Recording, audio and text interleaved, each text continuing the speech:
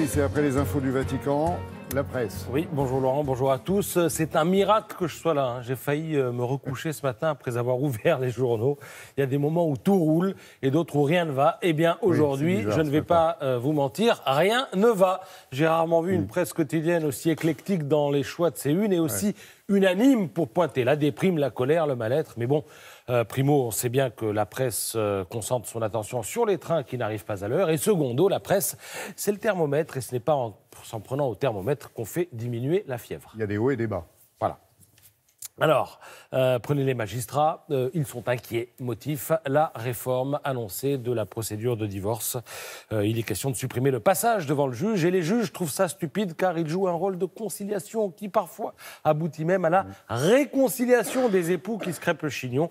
Lirez-vous dans La Croix. Donc du coup, la réforme mobilise et on retrouve les robes noires dans la rue et à la une de l'Humanité pour une manif élargie. Parce qu'il y a les magistrats, les avocats, les greffiers. Parce que la réforme n'inquiète pas que pour son volet consacré au divorce. Vous trouverez l'inventaire des doléances dans l'UMA, charge de travail accrue, priorité au répressif, rien sur l'éducatif, justice privatisée, etc., etc. Alors, ça ne va pas fort non plus outre-Manche. On est même dans la panade totale après le rejet par le Parlement britannique de l'accord du Brexit proposé par Theresa May. Elle s'est pris une rouste et la voilà menacée par une motion de censure. Ce sera cet après-midi. C'est peut-être l'occasion de rappeler qu'à l'origine de tout ça, il y a un référendum réclamé avec insistance à l'époque par des populistes qui, aujourd'hui, ont disparu de la circulation. Je me comprends en disant ça. Que de temps, que d'énergie perdue. Tout ça pour en arriver à cette évidence que vous lirez au fin fond d'un papier des Échos. Si un accord est impossible et qu'il n'est pas question qu'il n'y ait pas d'accord, ce qu'on appelle le no deal, alors qui aura finalement le courage de dire ce qu'est la seule solution ? Et la seule solution, c'est peut-être tout simplement que les Anglais restent dans l'Union européenne.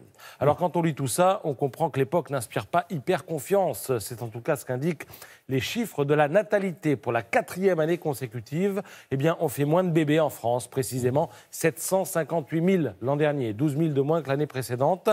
Le Figaro note que les politiques publiques en faveur des parents n'ont cessé de se dégrader. Baisse de l'indemnité de congé parental, baisse des allocs, dégradation du quotient familial de l'impôt, augmentation des tarifs de la cantine, des transports, j'en oublie, et des plus coûteux. Tout ceci explique sans doute cela. Et par ailleurs, ça augure mal de l'avenir de notre système de santé, car ce sont les jeunes d'aujourd'hui, actifs demain, qui paieront pour les plus âgés.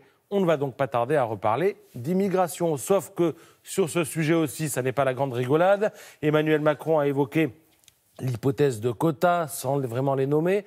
Attention, piège, titre ce matin l'opinion, quotas par nationalité, quotas par secteur économique, avec ou sans regroupement familial. Il y a là de quoi, vous le voyez, embraser le débat public. Alors je passe rapidement sur la une du Parisien qui nous prévient qu'il y a de plus en plus de fous dans la rue. 100 psychiatres viennent d'écrire à ce sujet à la ministre de la Santé. Et j'en viens au prochain motif de crispation prévisible annoncé.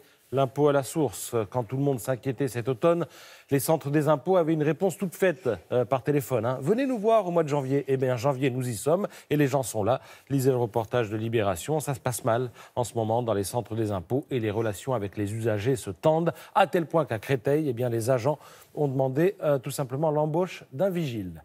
Jusqu'ici, tout va bien, comme on dit dans le film. Des hauts et des bas. Merci beaucoup, Patrice.